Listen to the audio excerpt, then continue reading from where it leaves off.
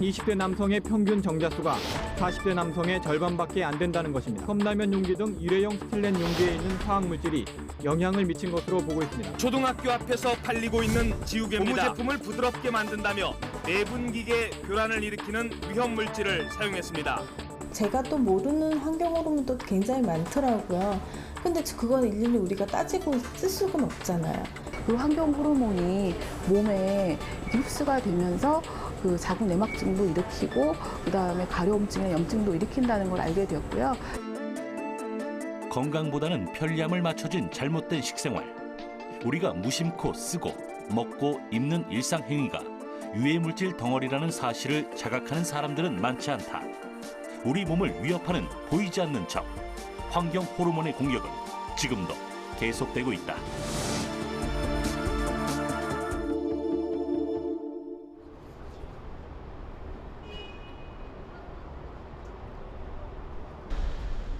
최근 환경 문제가 심각해지면서 과거에 비해 호르몬 장애 문제로 병원을 찾는 이들이 많다. 내분비 내과는 우리 몸에서 생성되는 호르몬과 이에 관련된 이상 질환, 대표적으로 갑상선, 당뇨병, 비만, 각종 지질대사 문제를 다루는 곳이다. 갑자기 몸에 이상 증세를 느껴 병원을 찾았다는 안미란 씨. 제가 몸무게가 거진 변동이 없어요. 그리고 제가 말랐기 때문에 몸무게가 빠지면 그러니까 몸이 엄청 힘든 거예요. 하루 일과가. 그런데 몸무게가 빠지고 그다음에 이렇게 덜덜덜 떨렸어요.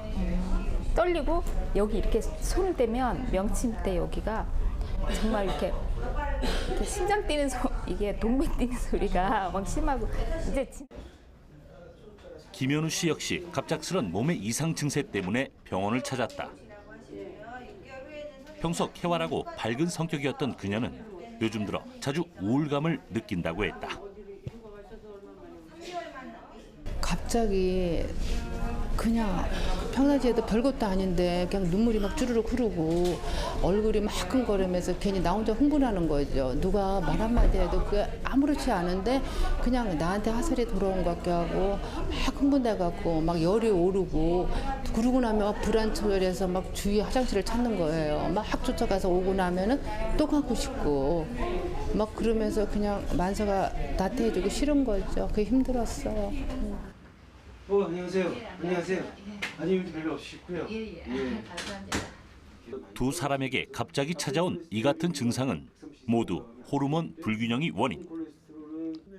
우리 몸의 신진대사를 관장하는 호르몬은 과하거나 부족하면 이상을 가져온다. 이 갑상선 호르몬이 굉장히 높게 나왔죠. 우리가 160ml 정상인데 292까지 올라갔다가 지금 197. 호르몬을 이제 차단시키는 약을 써서 정상 범위까지 지금 떨어지려고 지금 하고 있고요. 특히 이제 이분 같은 경우는 여성 호르몬도 저희가 좀 같이 처방을 해서 여러 가지 증상들이 많이 좋아져 있는 그런 상태라고 할 수 있겠습니다. 네. 스트레스 호르몬이 나오면 스트레스 호르몬이 코티졸이 있거든요. 이런 코티졸이 결국은 갑상선 호르몬의 균형을 깨트리고 수면 호르몬의 균형을 깨트리고 이 갑상선 질환이 지금 한국에 늘고 있는 이유가 여러 가지가 있겠지만 환경 호르몬에 문제가 있다는 것을 밝혀냈어요. 그러니까 이제 호르몬이라는 게 실제적으로 우리 몸에서 그 전체적인 혈액이 이제 예를 들면 4리터 정도의 혈액이 우리 몸을 갖다가 순환한다고 하면 거기에 거의 뭐 예를 들면 티스푼 한 정도의 적은 분량의 호르몬이 움직이고 있는 건데 이 호르몬 하나하나가 실제적으로 아주 적은 분량이지만 굉장히 다양하고도 굉장히 치명적인 영향을 줄 수가 있는 거거든요. 이 티스푼 하나 정도도 안 되는 아주 적은 양의 호르몬이 눈에 보이지도 않는 호르몬이 결국은 그 자체가 바로 인접장기라든지 다른 호르몬들의 도미노 현상처럼 균형을 깨트려서 치명적인 건강과 질병을 초래할 수 있다. 이렇게 생각하시면 되겠습니다. 호르몬은 일반적으로 신체의 내분비 기관에서 생성되는 화학물질을 통틀어 일컫는다. 여러 내분비 기관에서 만들어진 호르몬은 혈관을 통해 신체의 각 기관으로 운반되어 우리 몸의 기능을 정상적인 상태로 유지시켜주는 역할을 하는데 인간의 몸은 일평생 눈에 보이지 않는 이 호르몬에 의해 지배되고 있는 것이다. 호르몬은 각각의 역할에 따라 분비되는 기관과 종류가 다르다. 인간의 생장을 책임지는 성장 호르몬의 분비와 전체 호르몬의 분비를 조절하는 기관은 뇌하 수체. 그리고 인체에서 가장 큰 호르몬 기관인 갑상선은 우리 몸의 물질 대사를 촉진시키는 역할을 한다. 부신의 수질에서는 아드레날린이 분비되는데 이 호르몬은 심장 박동을 증가시키고 혈압을 높이는 작용을 한다. 또 이자는 혈당량을 조절하는 호르몬을 분비한다. 남자는 정소, 여자는 난소에서 각각 남성 호르몬과 여성 호르몬을 만드는데 이 같은 성 호르몬이 남자와 여자의 성적 특성을 구분해준다. 이처럼 뇌 분비 기관에서 분비되는 호르몬 외에 호흡기, 입, 피부 등을 통해 유입되어 우리 몸에 호르몬과 같은 작용을 하는 것이 있다. 바로 환경 호르몬이라 불리는 가짜 호르몬, 뇌 분비계 교란 물질이다. 내 몸에 이제 호르몬들에 영향을 미치는 거니까 뭐 성장 호르몬이라든지 여성 호르몬이라든지 남성 호르몬이라든지 이런 문제를 일으키게 되면 그 호르몬 자체의 문제도 일으키고요. 그 호르몬의 문제 때문에 나타날 수 있는 여러 가지 증상들이 나타날 수 있는 거죠. 최근에 뭐 조기 폐경이라든지 성조숙증이라든지 탈모라든지 전혀 엉뚱하게 갑상선 기능의 문제라든지 이런 것들이 또 여러 가지 뭐 아토피 피부염이라든지 아니면 천식이라든지 이런 것들이 다 사실은 호르몬, 다시 말해서 이 환경 호르몬 때문에 일어날 수 있는 질환들이라고 볼 수 있고요. 환경 오염이 가져온 인류 재앙의 하나로 꼽히는 환경 호르몬. 특히 이 환경 호르몬에 더 민감해질 수밖에 없는 이들, 바로 여성들이다. 특히 가임기 여성들이 매달 사용하는 일회용 생리대가 유해 물질로 만들어져 여성 질환에 영향을 준다는 사례도 많이 보고되고 있다. 여성의 피부에 직접 닿는 일회용 생리대의 소재는 폴리에틸렌, 또 생리혈을 응고시키는 고분자 흡수체가 들어있어 예민한 사람에겐 이상 반응을 가져올 수 있다고 한다. 일회용 생리대의 유해성 논란이 커지면서 몇 년 전부터 화학물질을 넣지 않은 대안 생리대를 직접 만들어 쓰려는 여성들이 많이 생겨나고 있다. 면 생리대는 천연 소재를 사용해 일회용 생리대의 문제점으로 지적된 가려움증과 각종 피부 질환, 생리통과 같은 여성 질환을 줄이는 데 효과가 있다고 한다. 일반 생리대를 쓰다 보면 가려움증이나 진물음이 있고 또 이렇게 냄새가 나는 게 저는 좀 싫었거든요.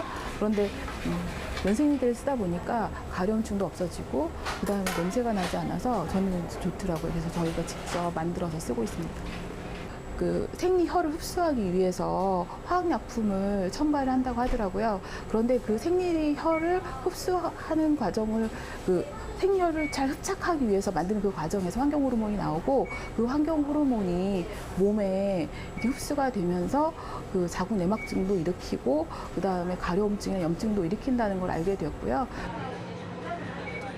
일회용 생리대와 달리 면 생리대는 반영구적으로 사용할 수 있어 초기 비용이 든다는 점만 제외하면 가격적인 면에서도 경제적인 편.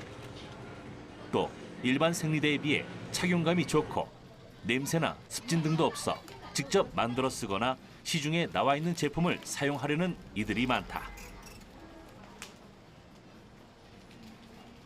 일회용 생리대 유해성은 이제 화학물질 덩어리잖아요. 이게 지금 생리가 나오면 그걸 다 응고시켜주고 그럴 때는 그 자연적으로 되는 건 아니잖아요. 숨구멍이 있는 것도 아니고 그렇기 때문에 몸에 굉장히 해롭다고 저는 생각하거든요. 그래서 만든 생리대가 훨씬 낫다고 생각해요. 방학동에 위치한 한 협동조합.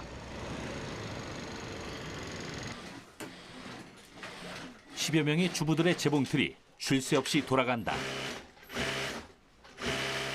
지난 2005년 몸에 해로운 화학 성분이 들어있는 일회용 생리대 대신 면 생리대를 만들어 보자는 취지로 시작된 여성 모임이 조금씩 자리를 잡아 이제는 작은 중소기업 형태가 되었다.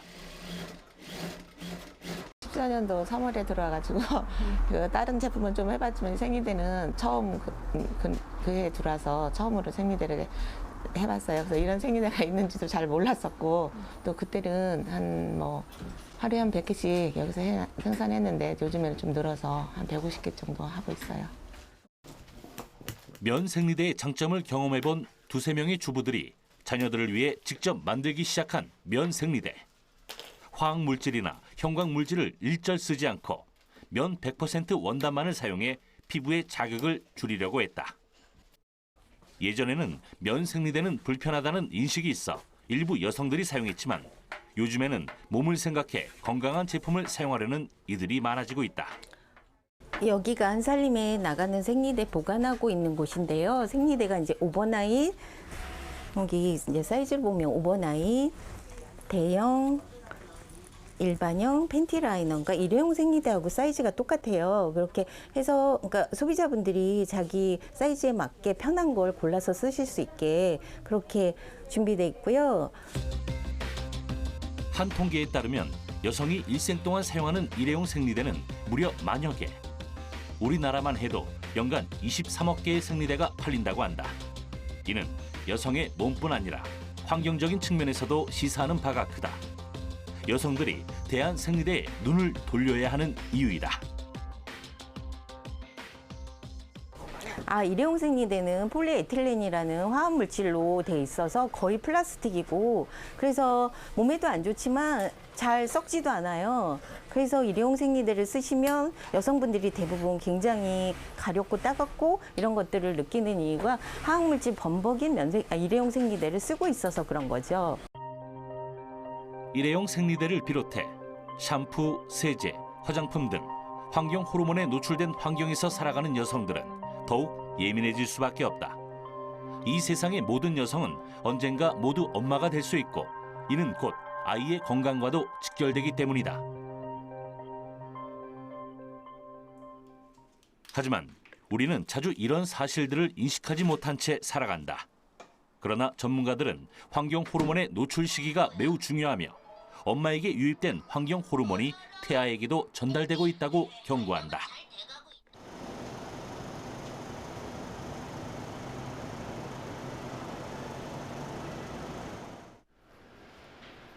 우리는 환경 호르몬의 노출 시기가 얼마나 중요한지, 엄마의 환경 호르몬이 태아에게 어떤 영향을 미치는지, 환경 호르몬 대체 물질 개발 사업단의 계명찬 교수를 직접 찾아가 얘기를 들어보기로 했다. 안녕하세요.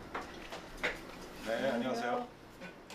대체 물질. 계명찬 교수는 우리가 일상생활에서 쉽게 접할 수 있는 다양한 환경 호르몬의 유해성과 인체에 무해한 대체 물질을 연구 개발하는 중이다. 정상이고요. 이것들은 노닐페놀이라고 하는 환경 호르몬을 쳤을 때 다양한 두부의 어떤 기형 같은 것들, 그다음 복부의 팽창 이런 것들이 태아에게 전달된다고 알려진 포탈레이트가 정말 유해한 결과를 가져올지, 임신 중인 생쥐에게 플라스틱을 제조할 때 많이 쓰는 물질 DEHP라는 화학 물질을 주입한 후 이 어미의 새끼에게 나타나는 변화를 관찰해 보기로 했다. 네, 지금 이 실험은 푸탈레이트 계열 가소제의 일종인 DEHP라고 하는 화학 물질이 있습니다. 이 물질이 임신 중인 모체에 노출되었을 때 그 모체에서 태어난 새끼의 생식 능력이 어떻게 변화하는지를 보기 위한 그런 실험이 되겠습니다. 임신 기간에 DEHP를 주입한 생쥐와 임신 도중 DEHP에 노출되지 않은 생쥐의 경우 각각의 새끼의 생식 능력에는 어떤 차이가 있고 이를 사람에게 적용했을 때 환경 호르몬이 어떤 영향을 미치는지 알아보는 실험이다. 이 푸탈레이트 계열 가소제 중에 가장 많이 사용되는 것이 DEHP라고 하는 그런 물질인데요. DEHP를 임신 중인 엄마 생쥐에다가 우리가 노출을 시켰어요. 그리고 그 엄마가 새끼를 낳고 젖을 먹이는 기간 동안 계속 엄마에게 DEHP를 주었습니다. 이것은 왜 이렇게 실험을 했냐면 영유아기에도 푸탈레이트에 어떤 노출될 수가 있는데 그것은 엄마가 이 개를 임신했을 때 노출될 수 있고 엄마의 젖을 통해서 그 수유 기간을 통해서 노출될 수 있기 때문에 이런 실험 모델을 저희가 설정을 했고요. 그렇게 해서 이제 임신기와 젖을 뗄 때까지 계속 엄마를 통해서 새끼로 푸탈레이트가 들어갈 수 있도록 이런 식의 저희가 이제 실험을 진행하였습니다. 임신 기간부터 젖을 먹는 동안 계속 DEHP에 노출된 새끼의 경우 그렇지 않은 비교군에 비해 사춘기가 일찍 도래한 것을 발견할 수 있었는데 정상적인 환경에서 자란 생쥐의 경우 생후 33일경 질경부가 열린 것에 비해 DHP가 주입된 생쥐는 이보다 5일가량 일찍 질경부가 열린 것을 볼 수 있었다. 이는 최근 환경 호르몬의 문제로 지적되고 있는 유아기의 성조숙증과도 관련이 있는 것으로 보이는데 문제는 여기서 끝나는 게 아니다. DHP에 노출된 어미가 낳은 암컷 새끼의 생식 능력이 정상적인 새끼보다 20%나 떨어진다는 충격적인 결과도 볼 수 있었다. 암컷 생쥐가 성체가 되었을 때 피를 뽑아서 피 속에 들어있는 에스트로겐 호르몬의 양을 측정해 보았습니다. 이 에스트로겐 양이 충분하게 높다라고 하는 것은 난소가 제대로 기능을 하고 있다라는 뜻이고, 에스트로겐 레벨이 낮다라고 하는 것은 난소의 기능이 좀 감소되었다, 이렇게 우리가 생각을 할 수 있는 것이거든요. 이 표에서 볼 수 있는 바와 같이 DHP에 노출된 어머니로부터 태어난 그런 새끼 F1 암컷의 에스트로겐 수치가 대조군에 비해서 유의적으로 낮게 나오고 있습니다. 이 얘기는 그 암컷의 난소의 기능이 많이 떨어져 있다, 이렇게 우리가 말할 수 있는 것이죠. 동물 실험 결과를 그대로 사람에게 적용하긴 힘들지만 임신 중이거나 모유를 먹이는 기간에 DHP에 노출된 엄마가 낳은 딸은 사춘기가 빠르고 나중에 생식 능력이 떨어질 우려가 있다는 것이 이번 연구의 결론이다. 사용이 편리해 식품 용기로 포장재로 많이 쓰이는 플라스틱은 자주 환경 호르몬 유해성 논란에 휩싸인다. 특히 문제가 되는 건 플라스틱을 휘게 하고 탄성을 갖게 하는 부탈레이트라는 화학 물질인데 장난감, 화장품, 의료기기 등에 많이 쓰인다.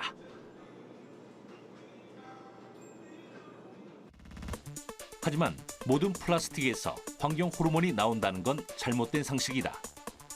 일반적으로 음료수 용기로 많이 쓰이는 PET, 각종 용기, 왕구 등을 만들 때 사용하는 HDPE, 부드러운 재질로 가소제를 섞지 않는 PP는 안전한 플라스틱, 값이 싸고 원하는 모양을 쉽게 만들 수 있어 많이 쓰이는 플라스틱 중 하나인 폴리염화 비닐은 온도가 높아지면 가소제가 섞여 나오는 위험한 플라스틱으로 사용 시 주의해야 한다. 부탈레이트는 유입된 양의 반이 배출되는 데까지 걸리는 시간, 즉 생물학적 반감기가 그나마 짧은 편이어서 조금만 주의해도 그 피해를 크게 줄일 수 있다. 특히 뜨거운 음식을 싸는데 비닐랩을 사용하거나 전자레인지에 합성 가수제가 첨가된 플라스틱 용기를 돌리는 행위는 자제해야 한다. 또 최근 연구에서는 플라스틱 용기의 가열뿐 아니라 냉동도 위험하다는 결과가 보고되었다. 최근에 미국에서 플라스틱 소재의 어떤 를 어떻게 다루느냐에 따라서 어느 정도의 환경 호르몬이 나올지에 대한 연구들을 많이 하고 있어요. 제가 최근에 읽은 논문 중에 하나는 페트병을 갖다가 물을 갖다 거기다 넣어요. 그리고서 냉동고에다 꽝꽝 얼립니다. 그리고 이제 우리가 뭐 등산을 가거나 어디 소풍을 갈 때 시원한 물을 마시기 위해서 배낭에다 그걸 들고 가요. 그렇지만 어쨌든 시간이 지나면 그것이 녹겠죠. 네. 그런 상태에서 그 물속에 들어있는 페트병에 들어가 있는 가소제 성분을 측정했더니 나온다는 겁니다. 정상적인 조건에서 페트병을 잘 거기다 물을 담으면 괜찮은데 뜨거운 물을 붓거나 아니면 꽝꽝 얼려서 이렇게 하게 되면은 그 얼렸다 녹는 과정에서 페트병의 소재, 페트죠, PET, 이것 소재의 구조가 바뀌는 거예요. 그래서 거기서 가소제 성분이 노출돼 나올 수 있다, 이렇게 얘기를 합니다.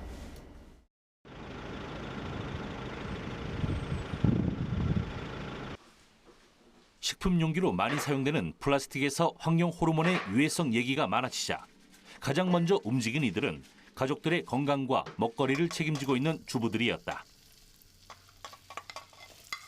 최효중 주부 역시 그동안 쓰던 주방용품들을 2년 전부터 친환경 플라스틱 제품으로 바꿔 사용하고 있다.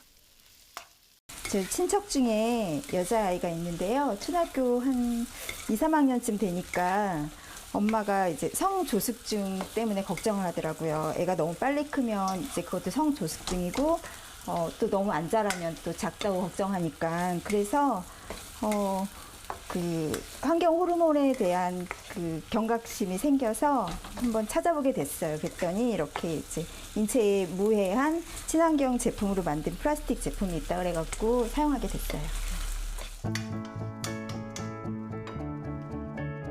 인체에 무해하다는 플라스틱 제품은 친환경 인증을 받은 것들로 불에 조리하거나 뜨거운 음식을 담아도 안전하다고 한다. 무엇보다 안심할 수 있고 기능도 좋아 여러 제품을 사용 중이다.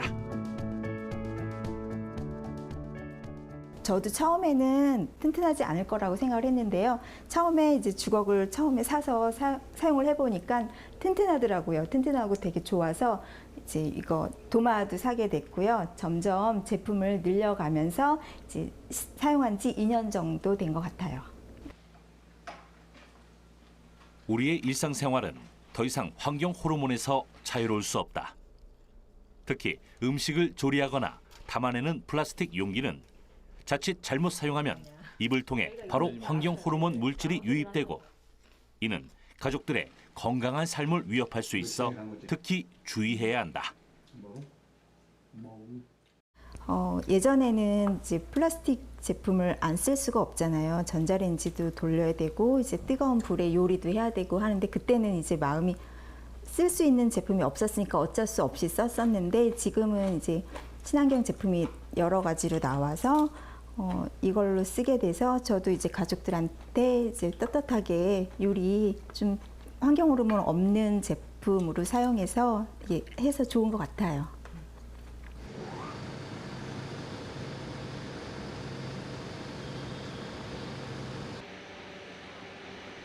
환경 호르몬으로부터 안전한 제품들이 각광을 받자 옥수수와 사탕수수를 원료로 친환경 플라스틱을 만드는 업체도 예전에 비해 생산량이 부쩍 늘었다. 우리가 자주 사용하는 제품 중 하나인 위생 장갑부터 각종 비닐류 제품들, 이곳에서 만들어진 모든 제품은 친환경 원료로 만들어지는데 겉으로 보는 것과 마찬가지로 기능 역시 일반 비닐과 똑같다.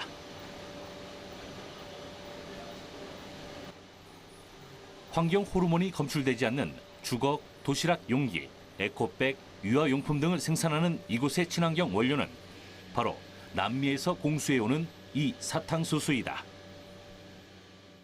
이게 이렇게 플라스틱 알갱이 상태를 기계에 들어가서 녹여내가지고 이런 지금 보시는 필름이나 이따 보실 어떤 제품들을 찍어내는 건데요. 이게 바로 사탕수수를 이용해서 만들어낸 플라스틱입니다. 사탕수수에서 설탕을 뽑고 난 뒤 나머지로 만든 재생자원 바이오 플라스틱은 8년간 연구해 개발한 신소재다.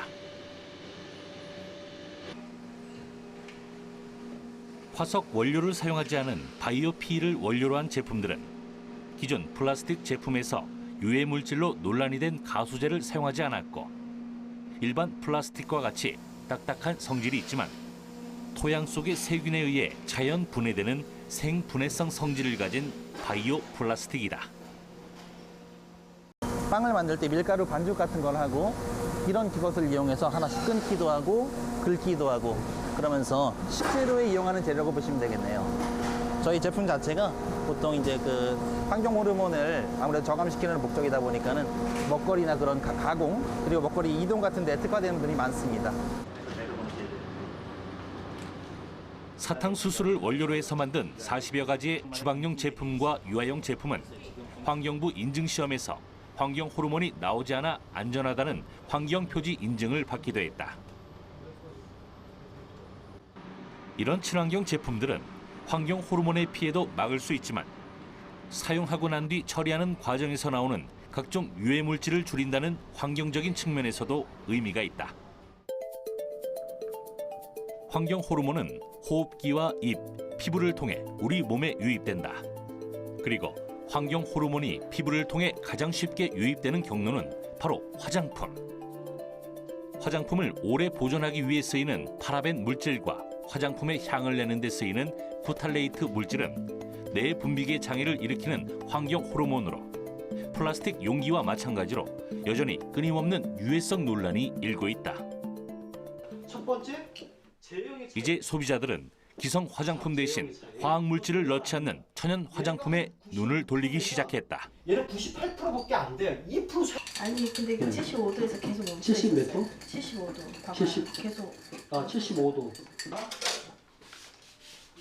그동안 아무 생각 없이 시중에 나와 있는 화장품들을 사서 써왔지만 환경 호르몬에 관심을 갖고부터 화장품의 유해 성분에 대해 알게 됐고 천연 화장품을 만드는 법까지 배우게 됐다는 박선영 씨.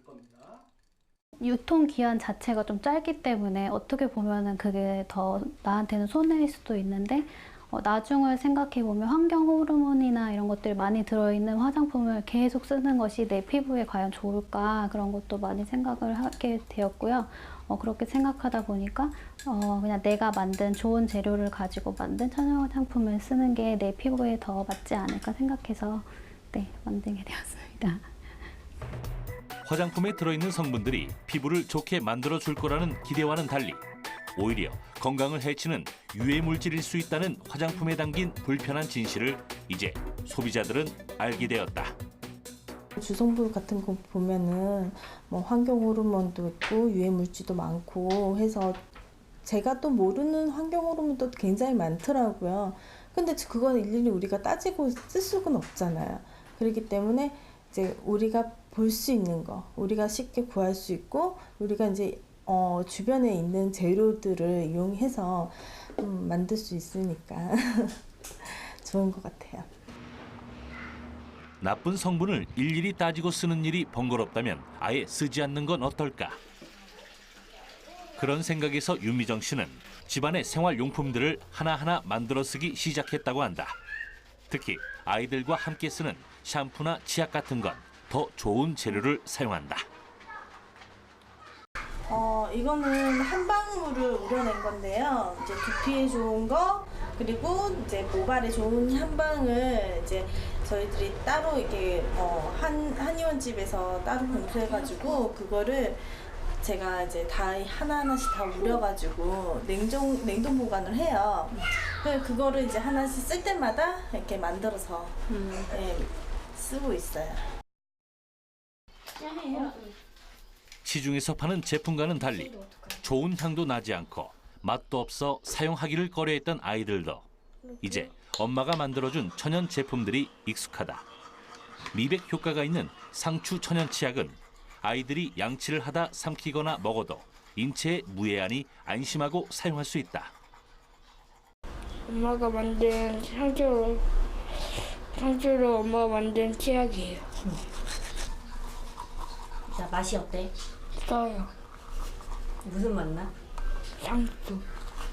상추 가루로 이용을 해서 이제 아무래도 식물성이면은 애들한테도 이 닦는 거나 이런 것도 좀 좋을 것 같아가지고 그 가루를 이용해서 만든 치약이에요. 그래서 이제 거품을 조금 날 수 있게끔 이제 성분도 다 넣고 그리고 청결, 이제 항염 이런 것도 다 도움될 수 있는 걸로 기능으로 만든 기능성 치약입니다. 아이들의 여린 피부에 닿는 것들은 가능하면 모두 직접 만들어 쓰고 있는데. 자, 이제 로션 발라야지 우리 성원이. 앉아주세요. 파라벤이나 색소 등 화학물질을 넣지 않고 아이 피부에 맞춘 알로에 로션을 만들어 사용한다. 바르세요. 자, 부비부비 얼굴 발라주세요. 윤미정 씨가 이렇게 천연 제품에 관심을 갖게 된 데에는 이유가 있다. 얘는 특별하게 얼굴 쪽에 좀 심하게 났었거든요. 아토피가 좀 얼굴 쪽에 좀 상당히 이렇게 빨갛게 올라오는 게 굉장히 심했었어요. 그래서 이제 여기도 이거는 이제 비누 쓰고 로션을 바르고 난 후에 조금씩 변화된 모습이에요. 이렇게 이 정도까지. 이렇게 해서 수분을 충분히 제가 많이 발라주고 보습도 자주 발라주고 자주 해줬거든요. 그랬더니 많이 좋아지더라고요. 갓난 아이 때부터 태열 증상을 보여 심한 가려움증으로 고생했던 아이. 엄마의 노력 덕분에 지금은 많이 좋아졌다. 1년 정도는 계속 좋아졌다, 나빠졌다, 좋아졌다, 나빠졌다 계속 하더라고요. 그래서 또 안 좋아질 때는 이거 하지 말아야 되나? 내가 그냥 헛고생하는 건가? 이 생각을 했었는데 계속 꾸준하게 그냥 정말 끈질기게 꾸준하게 썼거든요. 근데 뭐 1년 반 정도 고생을 하더니 그 뒤로부터는 아예 올라오질 않더라고요. 그래서 지금 현재까지도 깨끗한 피부가 예, 아직까지 유지하고 있습니다. 샴푸나 치약, 비누, 천연 화장품뿐 아니라 주방에서 쓰는 세제 역시 직접 만들어 사용하고 있다. 주방 세제거든요.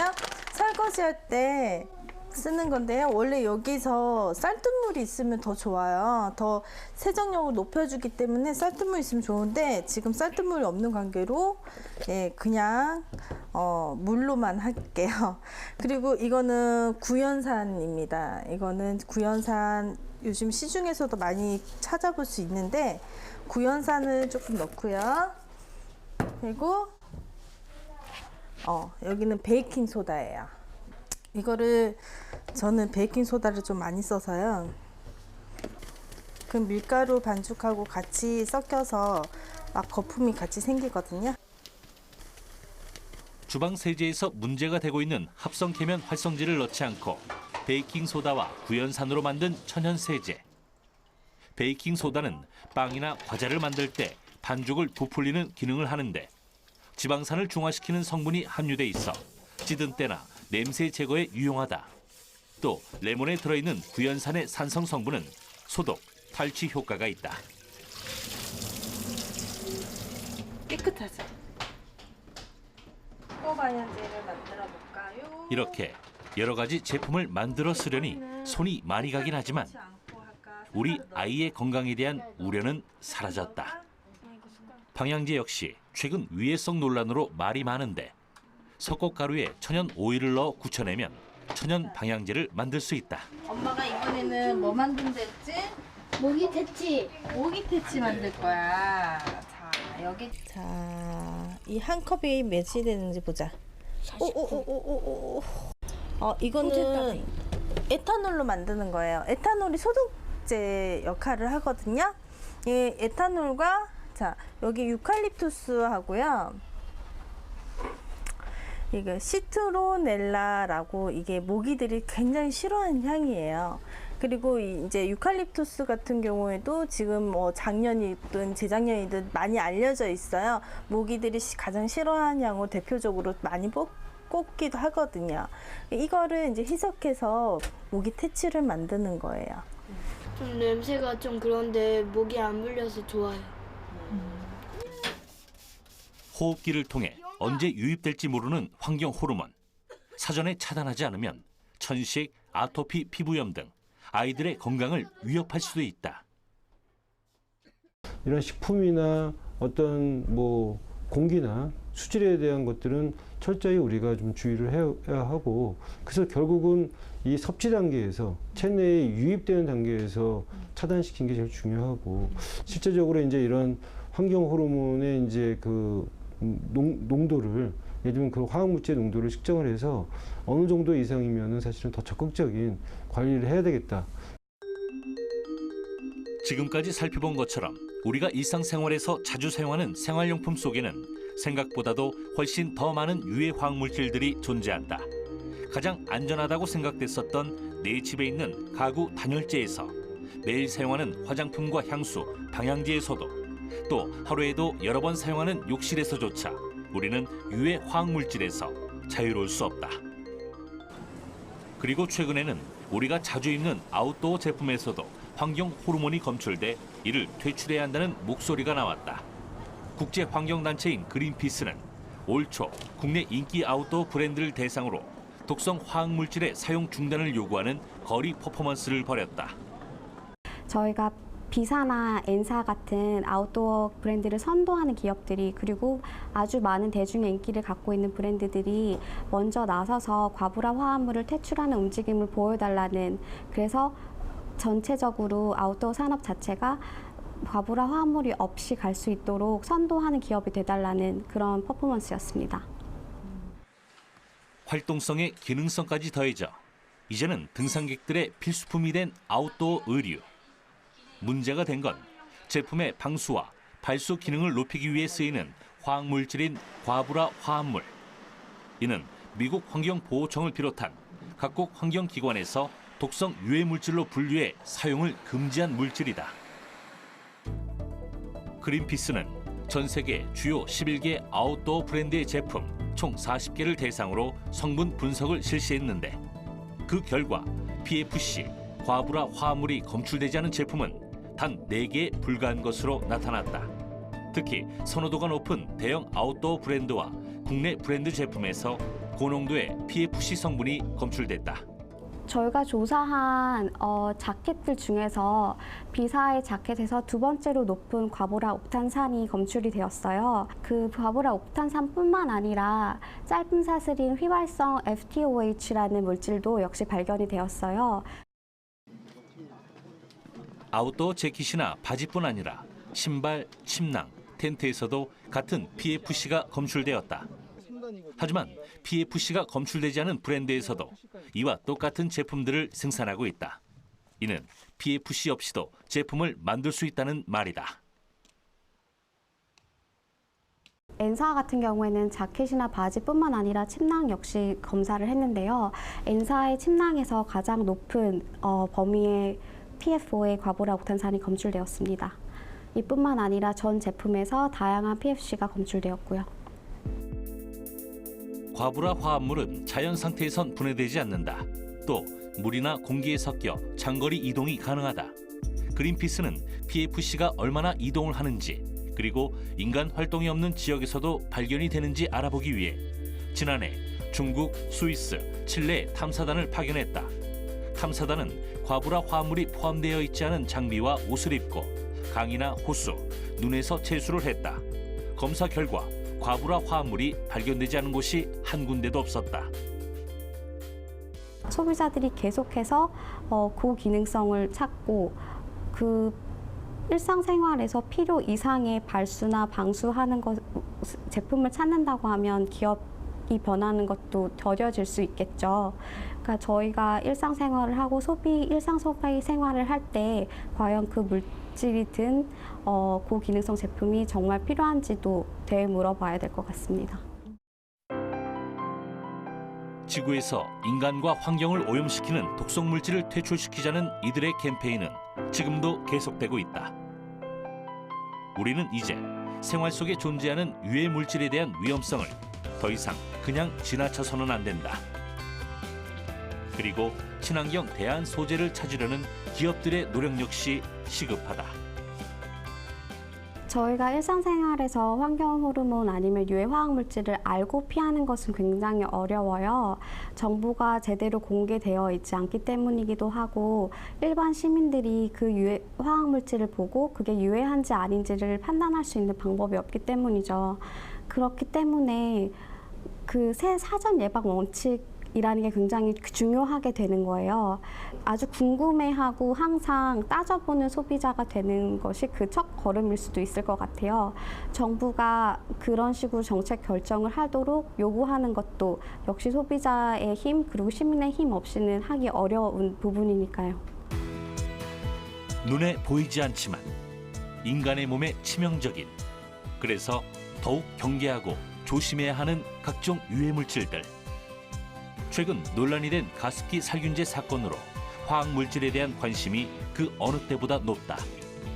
이에 대한 적절한 대책과 안전한 환경이 보장되지 않는다면 우리들 스스로가 우리 몸을 갉아먹는 독성 물질에 대한 올바른 인식을 갖추고 피해를 줄이기 위한 노력들을 해나가야 한다.